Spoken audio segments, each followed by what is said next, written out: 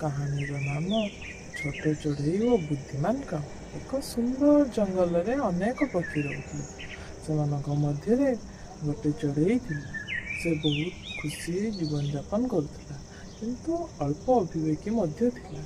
ଏହି ଜଙ୍ଗଲରେ ଆଉ ଗୋଟିଏ ମଧ୍ୟ ବୁଦ୍ଧିମାନ କାଉ ରହୁଥିଲା, ଯାହାକି ସେ ସବୁ ପଶୁପକ୍ଷୀମାନଙ୍କୁ ସାହାଯ୍ୟ କରୁଥିଲା। ଦିନେ ଛୋଟ ଚଢ଼େଇଟି ଖାଦ୍ୟ ଖୋଜିବାକୁ ବହୁତ ଦୂର ଉଡ଼ିଗଲା। ଉଡ଼ି ଉଡ଼ି ଉଡ଼ି ଯାଇ ସେ ଗୋଟେ ଜାଗାରେ ପହଞ୍ଚିଲା।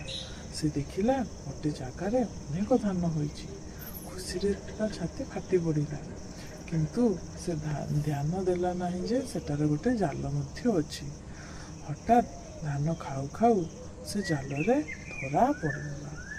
ଛୋଟ ଚଢ଼େଇ ବହୁତ ଡରିଗଲା, କାନ୍ଦିଲା, ଚିତ୍କାର କଲା, ବଞ୍ଚାଅ ବଞ୍ଚାଅ, କିଏ ଅଛ, ମୋତେ ସାହାଯ୍ୟ କରିବାକୁ ଆସ।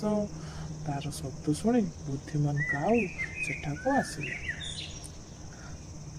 କାଉ ଶାନ୍ତ ଭାବେ ପରିସ୍ଥିତିକୁ ଦେଖିଲା ଓ କହିଲା, ଡରନି, ଆମେ ବୁଦ୍ଧି ଦ୍ୱାରା ଏହାର ସମାଧାନ କରିବା।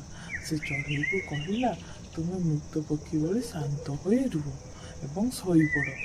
ଏହାପରେ ଛୋଟ ଚଢ଼େଇ ମଧ୍ୟ ଶାନ୍ତ ହୋଇ କାଉର କଥା ମାନି ଶାନ୍ତ ହୋଇ ଶୋଇପଡ଼ିଲା। କିଛି ସମୟ ପରେ ସେଠାରେ ଜାଲ ପକାଇଥିବା ଜାଲୁଆଟି ଆସିଲା। ସେ ଚଢ଼େଇକୁ ନିର୍ଜୀବ ଭାବେ ଜାଲରେ ଦେଖିଦେଲା। ସେହି ସମୟରେ ସେ ଜାଲକୁ ଖୋଲିଦେଲା। ଏହାଫଳରେ କାଉର ନିର୍ଦ୍ଦେଶ କ୍ରମେ ଛୋଟ ଚଢ଼େଇଟି ତୁରନ୍ତ ଉଡ଼ି ପଳାଇଲା। ଚଢ଼େଇ ନିଜର ଭୁଲ ବୁଝିଲା। ସେ କାଉକୁ କହିଲା, ତୁମେ ନଥାନ୍ତ ମୁଁ ବଞ୍ଚିପାରି ନଥାନ୍ତି। ଆଗକୁ ମୁଁ ସତର୍କ ରହିବି। କାଉ ହସି କହିଲା, ବୁଦ୍ଧି ଓ ସତର୍କତା ଜୀବନରେ ବହୁତ ଦରକାର। ସେଥିପାଇଁ ସବୁବେଳେ ବୁଦ୍ଧି ଓ ସତର୍କତାର ସହିତ କାମ କରିବ। ପିଲାମାନେ, ଗପଟି ତୁମକୁ କେମିତି ଲାଗିଲା? ଯଦି ଗପଟି ଭଲ ଲାଗିଥିବ ତାହେଲେ ଲାଇକ୍, ସେୟାର ଏବଂ ସବସ୍କ୍ରାଇବ୍ କରିଦେବ।